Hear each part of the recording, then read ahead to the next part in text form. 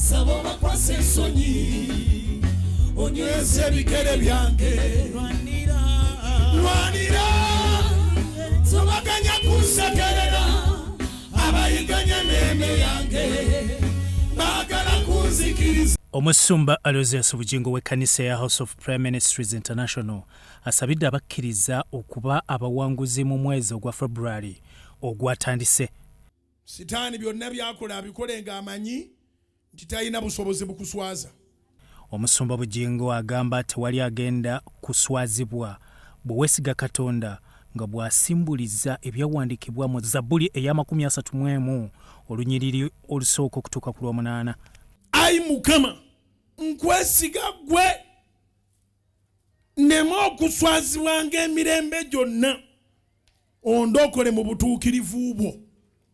Verse 2 ontegera okutuukwa yanguwa okundokola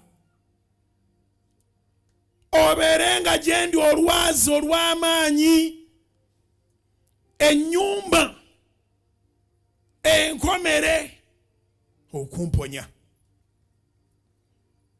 kubanga gw'oli lwazi lwange era kigo kyange.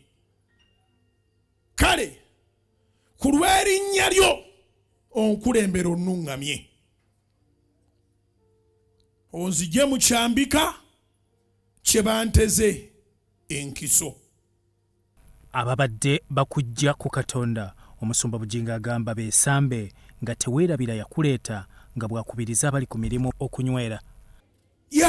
Toddamu kankana oli eyo ku mirimu kati watandise n'okusuula enkesi onoonya mulimu omulala wano waliwo akulemesezza ye weerabidde engeri gye wajja akusongako abanga asonga ku mmunye y'eriiso lya Katonda. Katonda akukuumisa bujja. Katonda alina gy'akujje, alina waakutuusizza, ate alina gy'akulaza. Teweeraliikirira eyakununula luli mwesige mukwasa omwoyo gwo. Munabuddu Bujjingo alangiridde ekyamagero ku buli muntu ajjumbira okwekwata enjiri n'obutagwa mikutu gya Salt Media ekibayambye okukyusa endowooza zaabwe enkyamu. Neemwe mumanye engeri gye bawezeemu abawuliriza Salt n'abagiraba mumanye engeri gye bawezeemu baba batambuza butambuza. Omuntu abagula limooti okuva ewatali ennamba ne zedduka zokka paka ku Salt era agenda okutuuka ku Salt bwe pa nga waliwo statement gy'abadde yeetaaga ogenda kuwangula naga ndindako abamu okuva le yagwawo ne tumugamba agenda kuwangula tavangawo ate awangudde n'awangula. Mumanye abantu engeri gye balaba mu Soloti gye bafuna mu Soloti FM tubalina bangi abali bagenda okwetuganga anoonya bunoonya rediyo gy'ateekako atumbule. N'olwaleero wali waguddewo obugwi. Nsaba Katonda akujjukire, nsaba Katonda akukolere, nsaba Katonda akusangula amaziga akunaazeeko embeera embi. Omusumba Bujjingo agamba nti bingi Katonda byakunonoddemu. Njagala ojjukire nti otunda.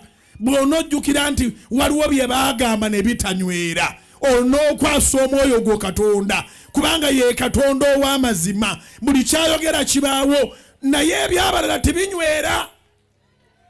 Bayibuli yayogera olunyiri olumpoomera. Isaaya essula 40:8 lugamba nti omuddo oguwotoka n'ekimuli ne kiyongobera naye ekigambo kya Katonda kinywera emirembe gyonna. Bibadde ku ttaka ettukuvu ery'e Kanani mu kusaba okwa buli Sande era bonna ababaddewo basiigiddwa amafuta. Ekyawula amazima kubanga amazima ganywera. Ebisigadde byonna bye bayogera tibyanywera. Tewafanga bwe baali bagamba. Tewagwa ddalu nga bwe baali bagamba. Teweeyambula ngoye nga bwe baali bagamba. Totambula nga twalina kyakulya nga bwe baali bagamba. Somebody shout hallelujah! Ye Katonda ow'amazima bw'alagira kibeewo enswana ne bwe yagamba tekijja kubaawo ensi tekola sense. Gwe ne Katonda mmwe majority. Robert Kalema ne Owera Gabdia Salt TV.